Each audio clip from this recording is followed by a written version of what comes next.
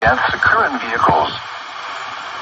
The National Weather Service in Tulsa has issued a flash flood warning for southwestern Benton County in northwestern Arkansas, Madison County in northwestern Arkansas, Washington County in northwestern Arkansas, eastern Cherokee County in east central Oklahoma, Adair County in northeastern Oklahoma, until 3:30 p.m. Central Daylight Time.